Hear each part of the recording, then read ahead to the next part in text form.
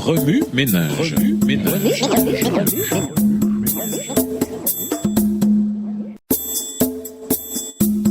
Remue ménage.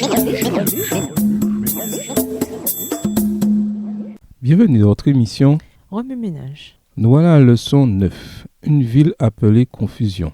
Lisons Apocalypse 17. Apocalypse chapitre 17.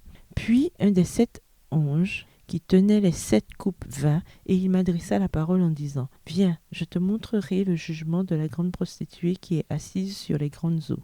C'est avec elle que les rois de la terre se sont livrés à l'impudicité, et c'est du vin de son impudicité que les habitants de la terre se sont enivrés. Il me transporta en esprit dans un désert, et je vis une femme assise sur une bête écarlate, pleine de noms de blasphème, ayant 7 têtes et 10 cornes. Cette femme était vêtue de pourpre et d'écarlate, et parée d'or, de pierres précieuses et de perles. Elle tenait dans sa main une coupe d'or remplie d'abominations et des impuretés de sa prostitution. Sur son front était écrit un nom, un mystère, Babylone la grande, la mère des impudiques et des abominations de la terre. Verset 6. Et je vis cette femme ivre du sang des saints et du sang des témoins de Jésus. Et en la voyant, je fus saisi d'un grand étonnement.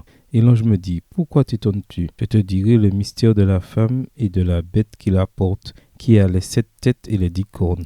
La bête que tu as vue était, et elle n'est plus. Elle doit monter de l'abîme et aller à la perdition. Et les habitants de la terre, ceux dont le nom n'a pas été écrit dès la fondation du monde dans le livre de vie, s'étonneront en voyant la bête parce qu'elle était et qu'elle n'est plus et qu'elle reparaîtra. C'est ici l'intelligence qui a de la sagesse. Les 7 têtes sont 7 montagnes sur lesquelles la femme est assise. Ce sont aussi 7 rois, 5 sont tombés, un existe, l'autre n'est pas encore venu, et quand il sera venu, il doit rester peu de temps.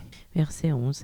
Et la bête qui était et qui n'est plus est elle-même un 8e roi, et elle est du nombre des 7, et elle va à la perdition. Les 10 cornes que tu as vues sont 10 rois, qui n'ont pas encore reçu de royaume, mais qui reçoivent autorité comme rois pendant 1 heure avec la bête. Ils ont un même dessein, et ils donnent leur puissance et leur autorité à la bête. Ils combattront contre l'agneau, et l'agneau les vaincra, parce qu'il est le Seigneur des seigneurs et le roi des rois. Et les appelés, les élus et les fidèles qui sont avec lui les vaincront aussi. Et il me dit, les eaux que tu as vues sur lesquelles la prostituée est assise, ce sont des peuples, des foules, des nations et des langues. Verset 16. Les 10 cornes que tu as vues et la bête haïront la prostituée, la dépouilleront et la mettront à nu, mangeront ses chairs et la consumeront par le feu. Car Dieu a mis dans leur cœur d'exécuter eux-mêmes desseins et de donner leur royauté à la bête jusqu'à ce que les paroles de Dieu soient accomplies. Et la femme que tu as vue, c'est la grande ville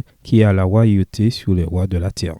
Introduire de soleil et d'écarlate. Le thème de la grande controverse est résumé dans l'Apocalypse par le symbolisme de 2 femmes, l'une enveloppée du soleil, Apocalypse 12 dans la version Louis II, et l'autre vêtue d'écarlate, Apocalypse 17 dans la version Louis II.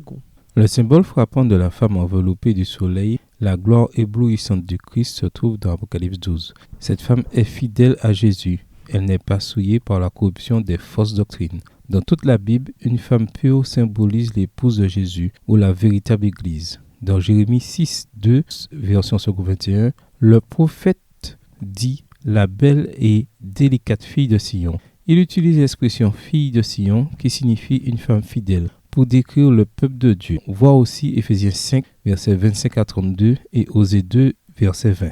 En revanche, la Bible compare l'apostasie à la prostitution ou à l'adultère. Jacques 4, verset 4. En parlant de la rébellion et de l'infidélité d'Israël, Ézéchiel se lamente. Tu es une femme adultère qui prend des étrangers au lieu de son mari. Ézéchiel 16, verset 32. Dans la leçon de cette semaine, nous allons étudier ces 2 femmes de l'Apocalypse et examiner plus à fond le conflit entre la vérité et l'erreur. Remue ménage. Écrivez Apocalypse 17, les versets 14 à 18 à partir de la version biblique de votre choix. Vous pouvez également réécrire le passage avec vos propres mots, tracer les grandes lignes du chapitre ou en faire une carte heuristique. Au revoir. Et à demain si Dieu veut. Remue ménage. Remue